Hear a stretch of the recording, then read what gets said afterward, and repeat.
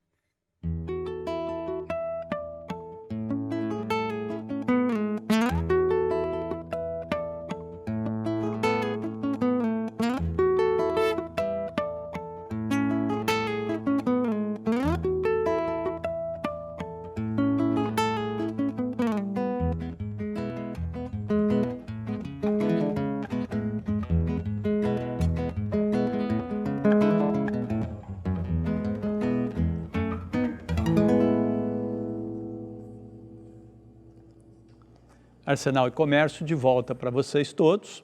Hoje nós temos na nossa sala de visita 2 grandes professores daqui de Cuiabá.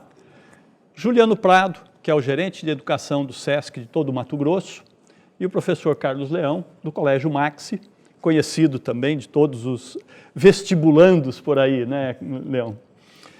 A gente quer começar essa nossa conversa falando um pouquinho dessa transformação pela qual nós estamos passando. A educação no Brasil, ela inicia, vamos dizer assim, né? E aí, como eu falei no intervalo, a gente corre um risco grande hoje aqui, porque Juliano, professor de História, Leão, professor de Literatura, de Português, então eu tenho que tomar muito cuidado como é que eu vou me colocar aqui, né? Mas a história diz que o Brasil começa o seu caminho de educação a partir dos jesuítas, da chegada dos jesuítas, e com um método de educação que a gente costumava chamar de educação bancária, né? Põe o aluno sentado, sobe alguém que vai ensinar lá na frente, e assim se transmite o conhecimento.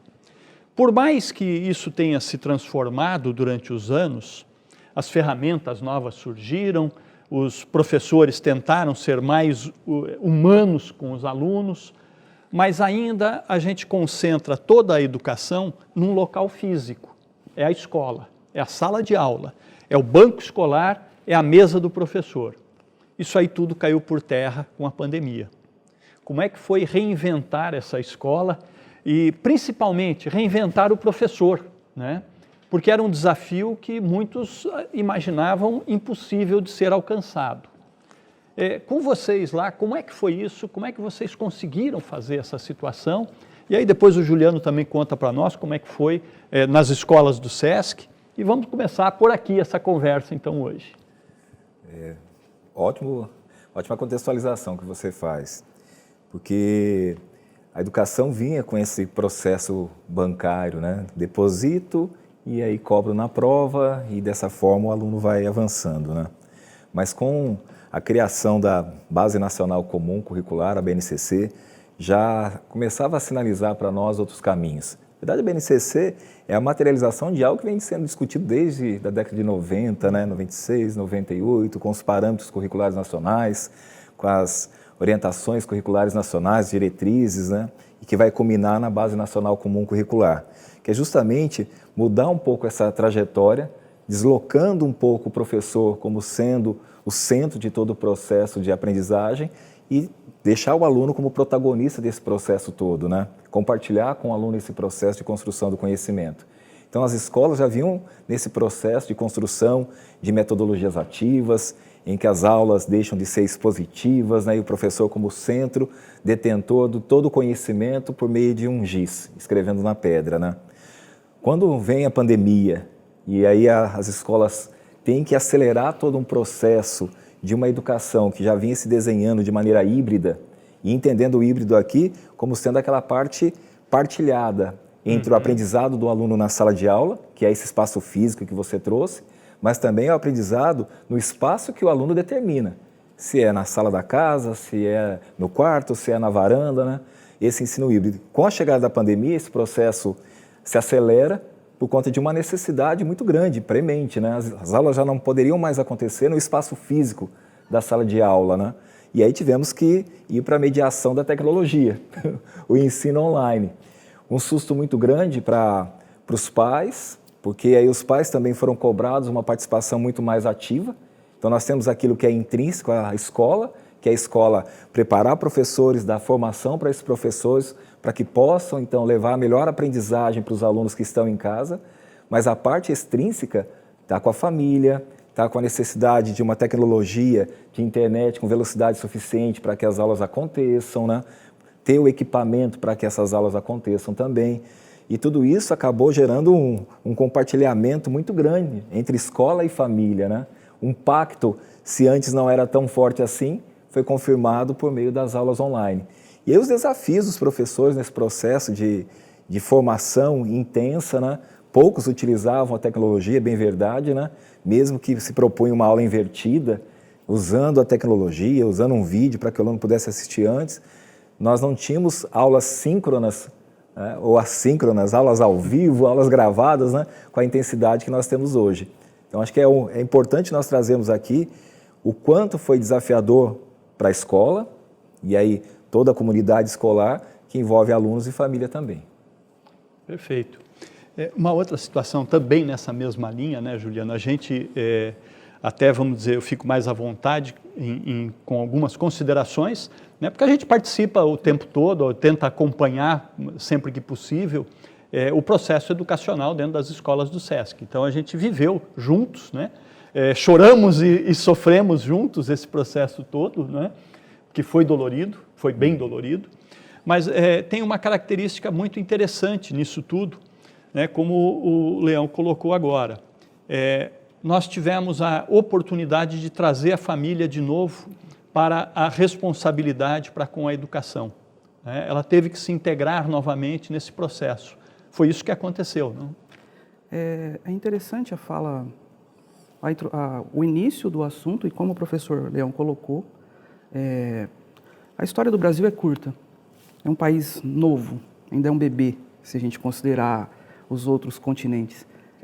E a gente entende que a educação está num processo de reconstrução. E tem alguns pontos que a gente precisa entender com relação ao que está acontecendo agora. Nós, no SESC, temos uma educação construtivista. Já é diferente daquilo do que se forma em faculdade. Então, os profissionais que saem formados a partir do ensino superior, normalmente não têm ainda a prática em como lidar com uma escola construtivista. Onde o aluno é o protagonista, o ensino superior ainda tem aquela ideia de que o professor é o detentor do conhecimento. Eles ainda ficam nessa situação até os dias atuais. Uma coisa que a gente vem pedindo há algum tempo nesse processo todo era a participação das famílias no processo educacional. Mas também na situação em que a gente se encontra da pandemia, onde podemos falar que os professores se reinventaram, e isso é notório. Pode ser que em determinados ramos da educação alguns ficaram estagnados, mas os professores, aqueles que estão na linha de frente, eles se reinventaram. As escolas não pararam desde o primeiro fechamento, isso tem que ser registrado, né? Os professores não estão em casa só assistindo televisão, alguma outra coisa que a gente vê publicado por aí, eles estão trabalhando mais do que dobrado. A escola eventualmente fechou as portas, mas a educação não parou, né? Não parou. E essa participação das famílias pode ser interpretada como uma via de mão dupla. As famílias participaram agora, elas estão na escola, mas agora elas cobram a escola com mais intensidade, porque parte dessas famílias assistem às aulas. E eles interferem no meio da aula.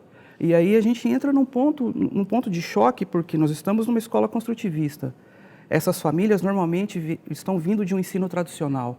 E é difícil colocar isso no cotidiano de forma que eles entendam esse ensino construtivista, ao mesmo tempo que a gente pensa nessa forma de ministrar aula online para esses alunos. Então, acho que 2020 foi um período conturbado, conseguimos contornar isso desde o primeiro momento, mas eu vejo 2021 com um processo mais organizado. Tanto a participação das famílias, nós temos adesão online hoje quase que total em todas as turmas, né? Quanto ao professor desenvolver as aulas, a pensar nessa maneira de ministrar os conteúdos para os alunos. Ótimo. Algo que chama a atenção também, né? A gente ouvia uma frase aí que eu achava muito pejorativa, que dizia que nós tínhamos escolas do século XIX com professores do século XX para alunos do século XXI. Eu acho que isso se desconstruiu totalmente agora, não é? Nós temos um público do século XXI, quase 22 até, porque a gente evoluiu tanto nesse ano e pouco de pandemia, né? Os professores se adaptaram muito rápido à tecnologia e não houve nenhuma invenção de tecnologia, né? Não trouxemos nada de novo, não se criou nada novo, a tecnologia é a mesma, só ela passou a ser muito mais utilizada. É isso que vocês percebem também no dia a dia das escolas agora? Eu acho que é essa percepção, sim. Mas eu quero trazer uma questão também que é desafiadora para o professor hoje, que é o fato dele fazer a aula com o aluno presente, fisicamente, nesse espaço físico da escola, e aluno online na sua casa. A questão que é posta é como transformar em potência de aprendizado esses alunos que estão aqui para que a gente justifique a presencialidade. Acho que essa é uma questão central no processo de formação dos professores. Quer dizer, aqueles professores que já vinham desenvolvendo suas aulas com pedagogia ativa, né? Seja por uma aula invertida, rotação por estação, né? Seja lá que metodologia em que coloca o aluno como centro de todo o processo, esse professor ele tem um aprendizado para os alunos muito mais significativo, porque a tecnologia por si só não é revolucionária. Sim. Né? O que é transformador na educação é o professor fazer dessa tecnologia uma mediação significativa de aprendizado. E hoje o que a gente chama de ensino híbrido, na verdade, não é bem híbrido essa sobreposição, né, de aula presencial com aula online. Né? Eu vi de um teórico, Leandro Holanda, chamando de ensino high flex. uma expressão eu acho que fica até mais adequado, né? Porque o híbrido, se a gente for para o dicionário, a gente vai ver que não serve, não se adequa. Não serve. E o ensino híbrido também não é metodologia, né? É uma forma de organizar a aprendizagem. Isso também tem que ficar bastante claro. E os professores se desafiam nesse processo todo. Então eu vejo assim, que o professor que tem recebido essa formação, e essa formação não vem, como o Juliano já trouxe, da universidade, eu sinto muitas vezes a universidade de costas virada para a educação básica, e o licenciado ele tem que se virar em fazer uma transposição didática daquele aprendizado acadêmico para a sala de aula. Né? Eu quero crer que com os parâmetros curriculares transformados agora também para o ensino superior, né? Que a gente tem uma base curricular agora para o ensino superior também na formação dos futuros professores, isso possa chegar também na sala de aula. Então, esses professores que têm recebido essa formação, que estão antenados com essas metodologias, de perceber, então, que eu posso também, com o aluno presente na sala de aula, com o aluno online, tá em casa, né? Que eu posso fazer uma potência de aprendizagem, essas aulas serão muito mais significativas. Com certeza, né? Nós vamos para mais um pouco de música e um intervalo rapidinho.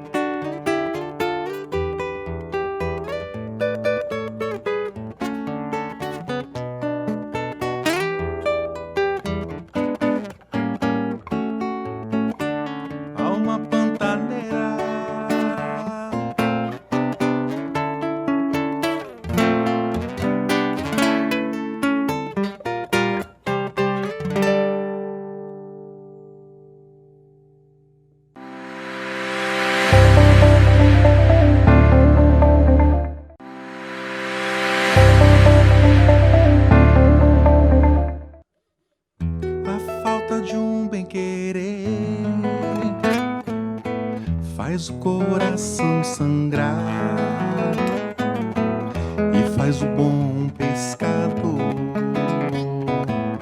desaprender a pescar, e tudo perde o valor, palavras soltas no ar. Arsenal e Comércio está de volta. Como já é de costume, agora estou do lado de cada sala e nós vamos conversar um pouquinho com o músico que nos propôs hoje esse entretenimento diferente, essa noite tão gostosa e agradável, junto com a conversa com os professores. Henrique Maluf, além de músico, também é professor, né? Professor de artes na área, no ensino público, municipal, mas principalmente atua já há muito tempo com a área musical, dirigiu espetáculos, trabalhou fora do país, já esteve na França, na Bélgica. Já. Conta para nós essa sua carreira musical, conta um pouco dos seus projetos de hoje e principalmente desse teu trabalho do mestrado, onde você está trabalhando com a cultura local, com a música tão cuiabana, tão típica daqui do nosso estado, da nossa região. Bacana, Risato, obrigado pelo convite, muito bom estar aqui com vocês e para mim é uma satisfação muito grande viver esses dias todos agora, né, da pandemia como professor, como educador, porque estou vivenciando muitos desafios, muitas conquistas diárias, como os professores bem falaram, né? E vivenciar na pele esse momento está sendo revelador como arte educador, né? Eu que tenho uma carreira já com 20 anos, já desde minha primeira tocadinha no bar, eu que sou natural de Cáceres, sou cacerense, pantaneiro, bugre, e vim para Cuiabá já tem 15 anos que eu vim para Cuiabá. E aí eu comecei a minha carreira nos bares, lá por Cáceres mesmo. Tive um trabalho bem bacana com o Nemate, onde nós viajamos bastante cidades do estado, né? E quando eu dei por mim, eu já estava trabalhando como músico, sem entender aquilo, ainda muito novo, né? Tudo era divertido, minha mãe me acompanhava, sempre que ela podia, ela estava junto. Mas quando eu percebi, eu já estava tocando muito, vindo tocar em Cuiabá, indo tocar em outras cidades, e falei, peraí, né? E aí foi quando eu me mudei para Cuiabá, porque os meus fazeres artísticos ficaram limitados em Cáceres, né? Cidades interioranas, a gente tem essa problemática, né? Para fazer, nós mesmos que temos que fazer acontecer, né? E eu vim para Cuiabá, comecei a cursar História na FMT, aí eu larguei, fui para música, me formei em música, dei uma rodada por aí, fui para 2 turnês na Europa com o Grupo Xalana, foi bem bacana. Tive um trabalho como solista em 2016 com a Orquestra Sinfônica do Estado de Mato Grosso, sob regência do maestro Fabrício Carvalho. Foi um trabalho incrível, onde eu apresentei, naquela noite, naquele espetáculo, rasqueados de compositores cacerenses, né? E aí eu tenho me dedicado alguns anos a essa pesquisa, junto com alguns amigos, né, dos quais são compositores cacerenses, uma leva de gerações como o Guapo, o Emerson Dourado, Rocco Martins, entre alguns outros que compõem rasqueados cacerenses, né? E aí, quando eu apresentei isso, todo mundo fala, mas não parece rasqueado, isso é um balanço bonito. Eu vim dando umas introduções aqui durante as minhas apresentações sobre isso, sobre algo realmente diferente, não só sonoramente, como poeticamente também. Então, e aí agora eu estou cursando o mestrado na UFMT, onde eu faço essa pesquisa sobre o rasqueado de fronteira, o rasqueado cacerense. 2 apresentações completamente distintas, do rasqueado da Baixada Cuiabana para o rasqueado desses compositores cacerenses. E está sendo muito legal navegar nessa influência platina que vai ser a formadora dessa música regional mato-grossense, principalmente da Baixada Cuiabana e da região do Pantanal, né? E aí foi quando eu busquei esses autores, essas referências, para apresentar para a sociedade mato-grossense essa pesquisa, né? Estou em processo de gravação, na reta final, falta só colocar minha voz, de um disco chamado A Primeira Coletânea de Rasqueados Cacerenses, onde eu faço releituras desses compositores que eu trouxe, junto com outras inéditas, né? Então, é um trabalho muito bonito, com super arranjo de Joelson Conceição, participações especiais, Lorena Lee, Macaco Bong, uns amigos meus bolivianos que tocam quena, mandolina, fazendo uma celebração da música de fronteira mesmo. Então está sendo um momento incrível vivenciar tudo isso na pandemia e como professor, como arte educador, músico, produtor cultural, e além dessa experiência nos teatros, né, nas coxias, produções. Então, um trabalho que vem a cada dia mais se consolidando e, com satisfação, venho trazer essas novidades aqui para você. Poxa, muito interessante. E, olha, de novo, né, parabéns pelo trabalho que você está realizando em trazer essa parte da história, da cultura para a música e mostrar isso. É algo que a gente tem defendido muito aqui no Arsenal e Comércio também. Uhum. O último mês todo a gente apresentou programas voltados para Cuiabá, que era a época do nosso aniversário de 302 anos, mas a gente sempre tem dito isso. A cultura tem que ser preservada, ela tem que ser cuidada, porque se ela se perder, a história do povo se perde, né? E a gente tem muita dificuldade ainda aqui em preservar a cultura. Então, mais uma vez, parabéns por esse trabalho fantástico. Muito obrigado, tá? Sato. Sucesso com ele, que seu disco esteja logo aí para a gente poder ouvir isso mais ainda, tá? E continue, né? Não perca isso. Pronto, eu te mando um presentinho com o disco, viu? Olha, quando estiver pronto, você volta para cá para a gente apresentar esse trabalho, então. Combinado. Tá? Vamos combinar assim. A gente vai ficar com mais um pouco da música do Henrique, enquanto eu volto para o lado de lá da sala. Henrique, mais uma vez, parabéns pelo trabalho. Tá? Muito obrigado.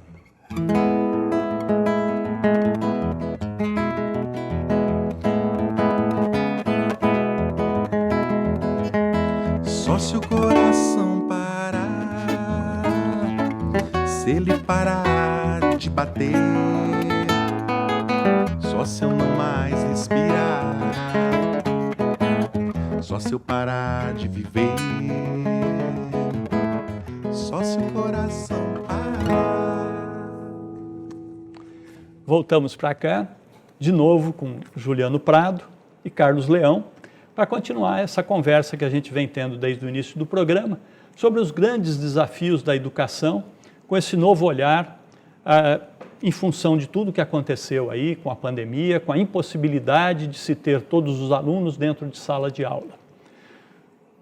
Leão contava para nós de como foi difícil tudo isso aí, da adaptação dos professores, desse novo olhar, e o Juliano dizia também, né, da dificuldade de você tratar isso aí, principalmente numa escola como a nossa, que trabalhava 100% a metodologia construtivista. No intervalo até eles estavam conversando sobre isso e eu vou chamar de novo um pouquinho para essa conversa.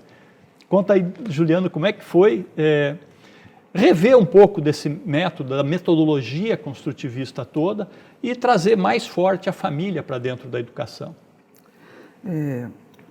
Antes da gente dar continuidade, é interessante eu puxar uma frase do professor Leão, em que diz que a instituição superior ele tem virado as costas um pouco para a educação básica.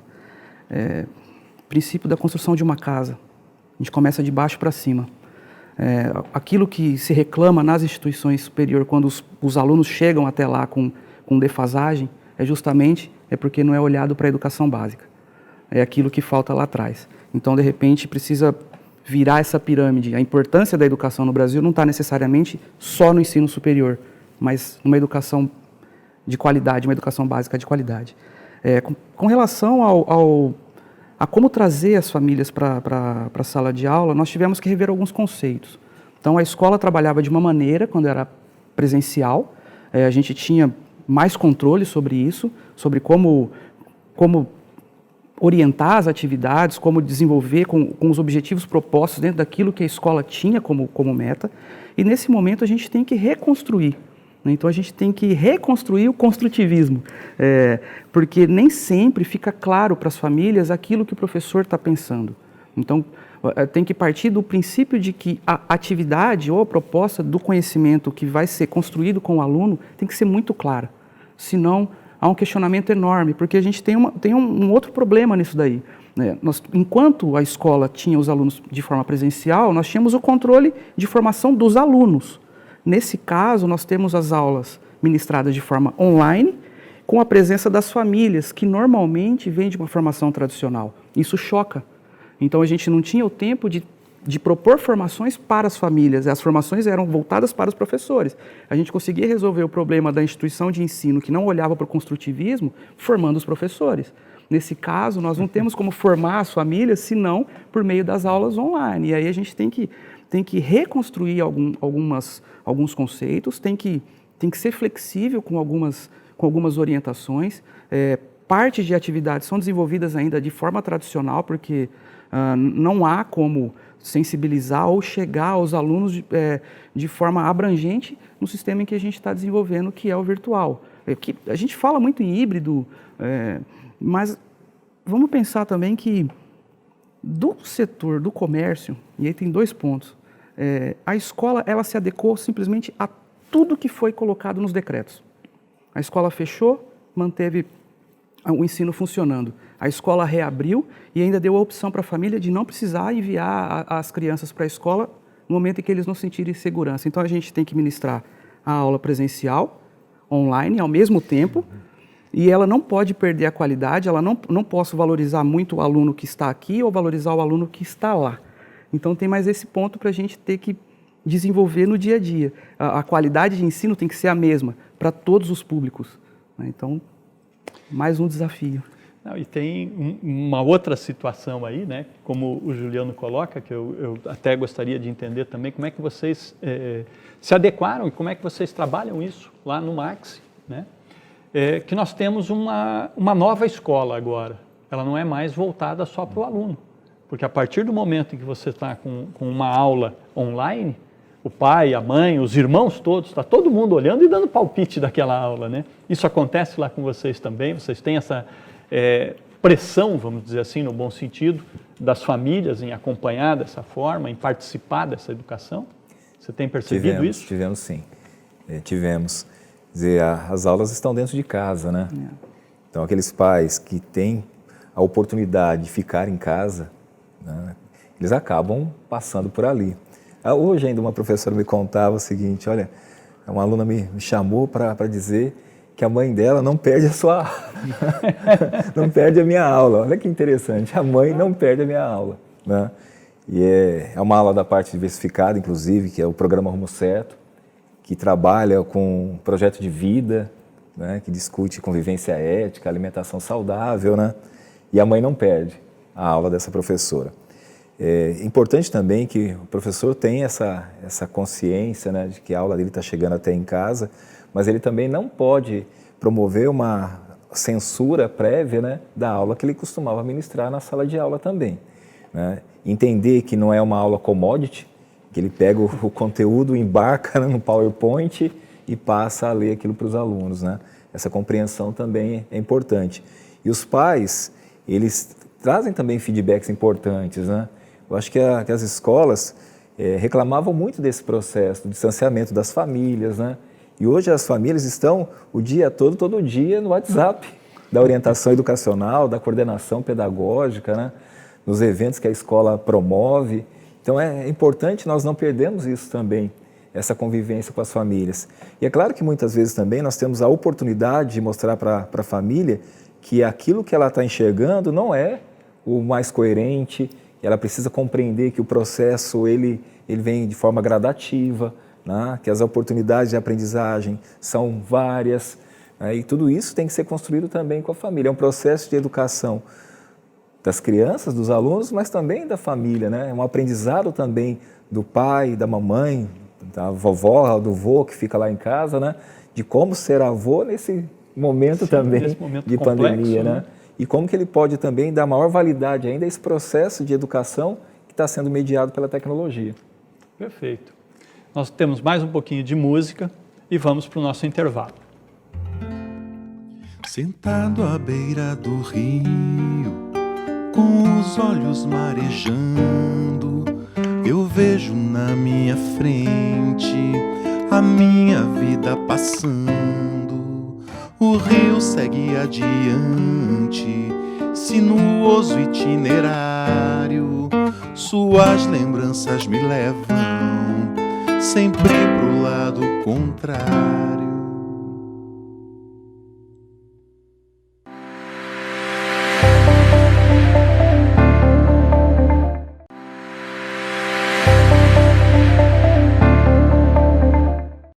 Como as águas calmas deste rio, eu um dia tive que partir.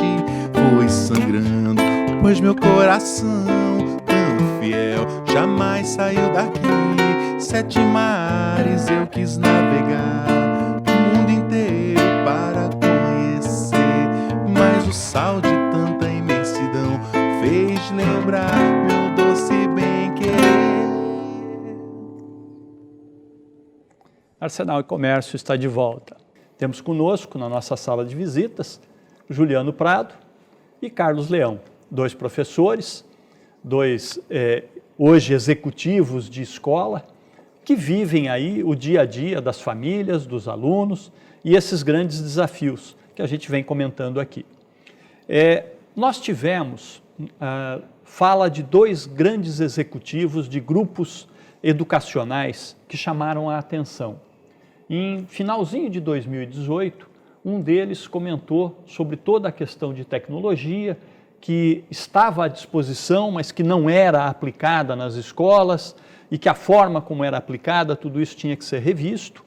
E em seguida, agora, no início já de 2021, um outro grande executivo de um grupo educacional do porte do país fala também dessas necessidades e dessa dificuldade. E ele chega, inclusive, no seu artigo, a dizer que acabou o ensino presencial. Não se deve mais ter ensino presencial. Claro, ele falava isso em relação ao seu grupo educacional, que é voltado para o ensino universitário. Mas eu acho que no fundo de tudo isso aí existem algumas verdades, sim, né? Nós estamos reinventando com tal força o processo educacional, tudo isso que a gente conversou agora aqui, né, como vocês também estão colocando essa participação por estar dentro das casas, por mudar o locus de ensino, tá? Como é que vocês estão vendo? Até aqui a gente falou de dificuldades e tudo, mas vamos falar um pouco de futuro. Como é que vocês estão vendo tudo isso? E uma coisa que me preocupa também, eu vou abrir um pequeno parênteses aqui, eu conheci o professor Leão, e ele nem se lembra disso, acho. Eu acho que foi há pelo menos 15 anos atrás, tá? Nós tínhamos recém-mudado para Cuiabá, meu filho ia fazer o 3º ano, e o colégio que ele hoje coordena estava chegando em Cuiabá. E a gente ouviu falar muito bem desse colégio, fomos lá, conversamos com o Leão, né? E meu filho se tornou aluno do professor Leão, depois passou na USP, fez engenharia lá e tudo. E a gente tem um carinho muito grande por toda essa receptividade, claro, que vocês tiveram lá, né? Mas vamos falar do futuro, então.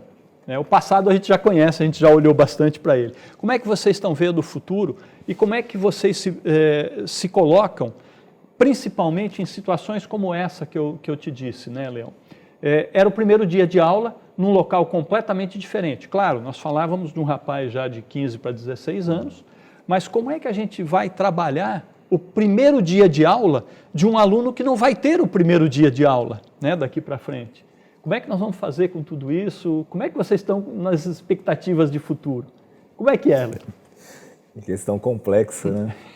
Questão complexa. Eu acho que a escola tem passado por essa reestruturação toda, né? E também de uma reconstrução também dos seus propósitos, né? Inegavelmente, nesse período da pandemia, nós tivemos que construir um protocolo de acolhimento. Construção de um protocolo mesmo, né? Que nós pudéssemos receber os nossos alunos em sala de aula. Mas olhando também muito para o futuro, né? Não tem como voltar atrás, retroceder à utilização da tecnologia. Talvez a escola tenha sido o último espaço em que a tecnologia chegou, né? E não vai voltar atrás. Não acredito nisso, né? Como também não acredito que na educação básica nós faremos o ensino só mediado pela tecnologia. A tecnologia pode trazer muito mais potência de aprendizagem para os nossos alunos, isso é inegável, e é muito para isso que a gente tem olhado, então, né? Quando nós observamos lá as 10 competências gerais colocadas na BNCC, e eu sou muito encantado com a BNCC, eu acho que a gente tem uma oportunidade muito grande aí de dar uma virada de chave também no currículo das escolas, né? E olhando para aquelas 10 competências, uma delas lá está a cultura digital. Quer dizer, a escola negligenciava essa cultura digital, né? Ou às vezes de maneira muito isolada, né? Esse desenvolvimento. Então agora nós temos a cultura digital muito presente também. Olhando ainda para essas competências gerais, né? O desenvolvimento de empatia, cooperação, responsabilidade social, tudo isso é desenvolvido no espaço da coletividade, né? Onde a gente tenha o encontro da diversidade, das ideias contrárias, né? Do pensamento oposto, para que a gente possa formular também o nosso pensamento. E eu vejo que, diante disso, quando nós tocamos no assunto aqui, acho que é bom retomar a ideia do ensino híbrido. Híbrido porque o aluno tem a oportunidade também de organizar a sua aprendizagem sem a presença física do professor. Ele vai organizar o espaço dessa aprendizagem, vai organizar o tempo dessa aprendizagem também, e quanta coisa bacana a gente consegue fazer, em que o professor sai desse espaço da cátedra para ser um tutor desse processo todo da construção do conhecimento.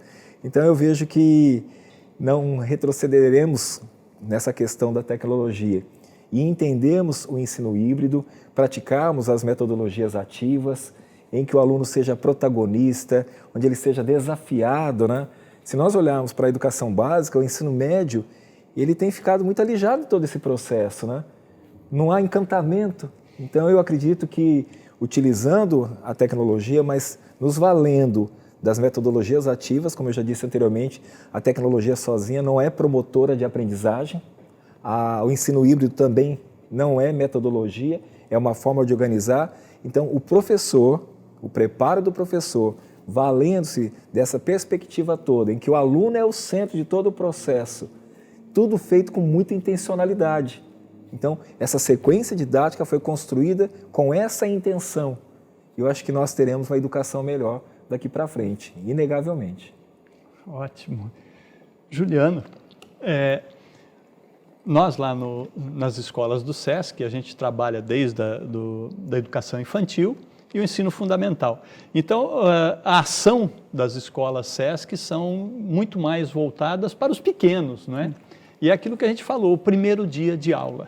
É o primeiro dia de aula na vida dele.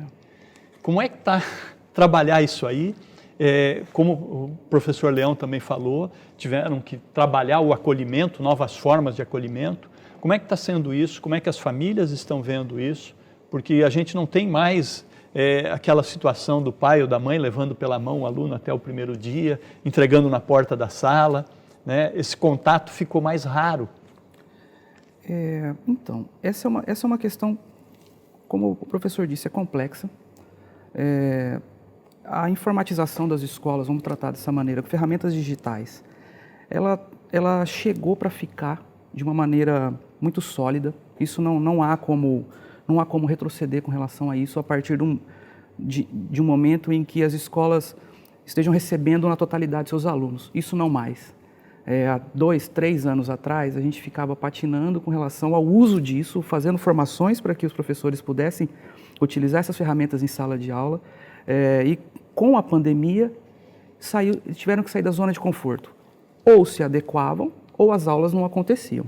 E aí tem um ponto interessante que a fatia da educação privada é o grande laboratório do Brasil, nesse momento. E é aquele que está mostrando que a educação pode ser desenvolvida em diversas maneiras. Então, não uma crítica direta, mas é só a gente analisar os períodos. De março, quando as escolas foram fechadas, as escolas privadas continuaram. E a educação pública foi dar um sinal de uma movimentação a partir do segundo semestre. Tanto é que a gente tem recebido alunos ainda no chamado biênio, com o ano de 2020 não concluso, e que fica como nossa responsabilidade concluir esse ano letivo. Mas assim, voltando à nossa prática, para a sala de aula presencial, os recursos digitais não vão poder ser esquecidos. Os professores têm uma ferramenta a mais para dinamizar a aula, para deixar ela mais atrativa. Mas tem que ser olhado com carinho para a educação infantil. A educação infantil é o ponto mais complicado de fazer com que as aulas virtuais cheguem. Então, nós tivemos pouquíssima adesão em 2020 com relação às aulas, porque na educação infantil a dependência do adulto é total. Então, nós estamos falando de crianças de 3 anos. Como que a gente pede para uma criança de 3 anos pegar o celular, clicar no link e assistir a aula do professor tal horário? Precisa de um adulto. E, normalmente, pensando em comércio aberto, porque nem tudo fechou, essas famílias estão trabalhando. Essas crianças ficam com alguém, ou ficam com a babá, ou fica com a avó, ou fica com a tia, ou fica com alguém que não tem acesso ao recurso digital. Ele também tem que se capacitar para poder tem que fazer. Aprender a utilizar. Então, eu vejo lá na frente que alguns pontos da escola elas não podem deixar de ser presencial. Por exemplo, os pequenos, a educação infantil, os anos iniciais do ensino fundamental. É essencial a presença do aluno na escola. E a gente vai ter que se readequar para poder receber essas crianças, nem que seja fatiado, fragmentado por turma, como tem sido feito agora.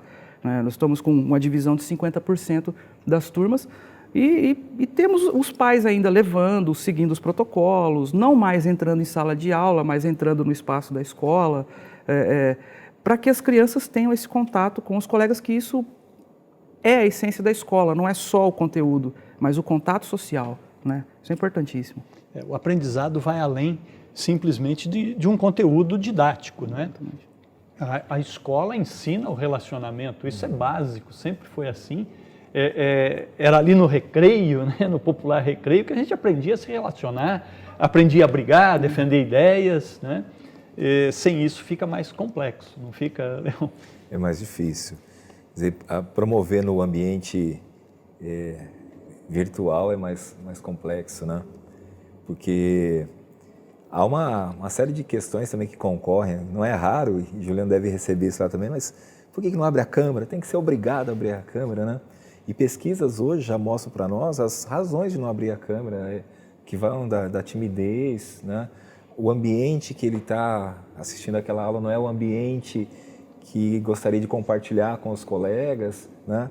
Quando eu abro a câmera, meu rosto está refletido ali na tela também, né? Dependendo da faixa etária, não é o rosto que eu gostaria de ter, o cabelo não é esse que eu queria ter. Então tem várias questões que concorrem para isso também, né? E promover essa interação, né, online não é uma coisa muito simples, não. Então acho que a presença ainda é muito importante, né? E eu concordo com o Juliano, eu fico imaginando nos pequenos, né, como fazer isso, né? Não é uma tarefa simples, não. Perfeito, gente. A gente está discutindo aqui todos os desafios dessa nova escola, né? Processos que têm que ser reinventados, pessoas que têm que ser adaptadas a esses processos, tanto de um lado quanto de outro. Seja professor, seja o familiar daquele aluno. Todo mundo precisa reaprender para que os nossos alunos aprendam de verdade, né? Nós vamos para mais um pouco de música com Henrique Maluf e um novo intervalo. Princesinha, eu voltei pra você. Rio Paraguai majestoso, eu voltei pra tua princesa. De braços abertos, ela me acolheu, que delicadeza. Rio Paraguai, segue o teu caminho e vai para o mar. Ainda bem que eu fui e pude voltar.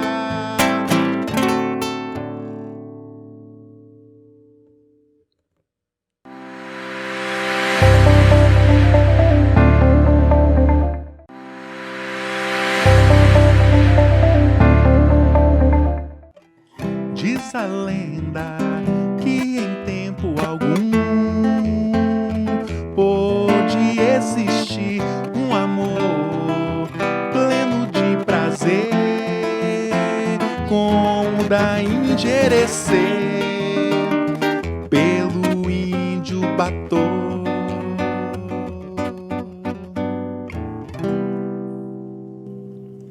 Arsenal e Comércio volta agora para o seu último bloco. Nós falávamos no intervalo até do grande desafio que foi para a educação, mas a forma como ela vem sendo superada. No início, quando tudo teve que parar, a gente dizia, e com muito medo, né, que iríamos criar um buraco no processo educacional e que ele seria levado de geração para frente e que teríamos esse problema lá no futuro, continuaríamos tendo um vazio de aprendizado. Na verdade, o que comentamos agora no intervalo, e com muito prazer até sobre isso, é que isso não se constatou, isso não aconteceu. A educação continuou acontecendo, as escolas acharam forma de dar andamento ao ensino. Os alunos se esforçaram também, as famílias passaram a participar. Então, com tudo isso, a gente encerra o programa de hoje falando da educação e dos desafios, com a certeza de que esses desafios existem sim, foram grandes, mas eles estão sendo superados dia a dia. E aí eu retorno agora para os nossos convidados, para as suas considerações finais, para dizer o que é que esperam daqui para frente, né, e o seu boa noite. Antes de tudo, agradeço de novo a presença de vocês aqui, foi um prazer enorme poder fazer esse programa e falar durante 1 hora sobre educação com o nosso público. Leão, por favor, fique à vontade. Eu quero agradecer mais uma vez a oportunidade, esse espaço que FEComércio, SESC, abre na televisão cuiabana, mato-grossense, né, para debater assuntos tão pertinentes e tão importantes. Nós ainda vamos vivenciar um pouco mais a pandemia, né? A premissa que nós estabelecemos lá no Max é: escola é um espaço seguro. Para essa premissa ter validade, nós criamos todos os protocolos necessários de biossegurança, contamos com a consultoria do Instituto Albert Einstein para que essa premissa tivesse validade. Estamos fazendo as aulas acontecerem, buscando a melhor aprendizagem para os nossos alunos. É desafiador? Sim, mas também cheio de oportunidades. A gente vai dar uma boa virada de chave aí, utilizando a tecnologia e transformando a vida dos nossos alunos. Educação é transformação. Obrigado, professor Leão. Professor Juliano Prado, é com você. Mais uma vez, agradecer à FEComércio e ao SESC pela oportunidade de estar aqui conversando com vocês. Dizer que tudo, absolutamente tudo que está sendo pensado é para que a educação não pare. Estamos preocupados com os alunos, com o futuro de todos os alunos, como se fossem nossos, sendo nossos alunos, mas como se fossem nossos filhos.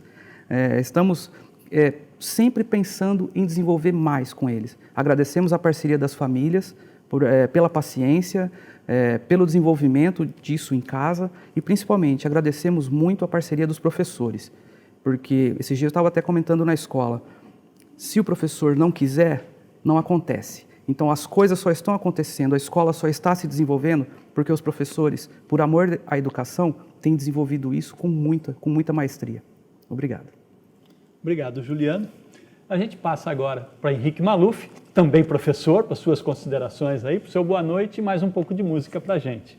Obrigado, Rissato. Eu agradeço o convite do Sesc Arsenal para estar aqui ouvindo e aprendendo com esses mestres um pouco sobre educação e as tecnologias dos dias de hoje, né? E trazer um pouco da minha arte para esse bate-papo nessa noite. Muito obrigado, que eu agradeço. Perfeito. Vou de Corre Menino, com composição de Rocco Martins, rasqueado cacerense.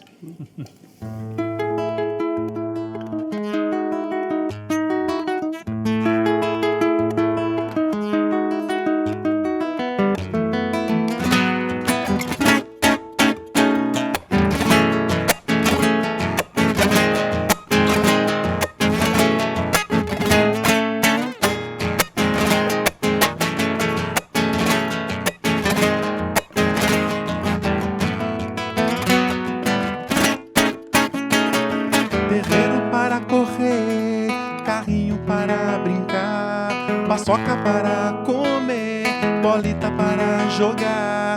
Menino não quer crescer e o tempo não quer parar. Corre, menino, que o tempo não pode parar.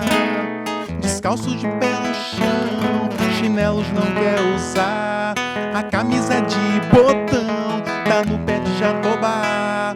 O sol brilhando no céu, menino nem quer pensar. Pula de ponta no rio pra se refrescar.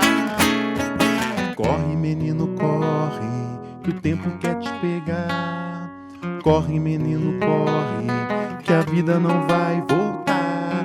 Beija a namoradinha, deita para sonhar. Levanta cedo, menino, pra recomeçar. E pra escola aprender a fazer o beabá. Depois que o sino bater, ir pra casa almoçar. Brincadeira de esconder histórias para contar. Como eu queria fazer esse tempo voltar. O tempo que não voou, as coisas que vão ficar. A pressa de aprender, na ânsia de mergulhar no sonho que se pensou. Bons tempos para lembrar. Isso é coisa de menino querendo aprontar. Corre, menino, corre, que o tempo quer te pegar. Corre, menino, corre, que a vida não vai voltar. Tenta enganar o tempo, não deixe ele te alcançar. Sonha que o sonho o tempo não pode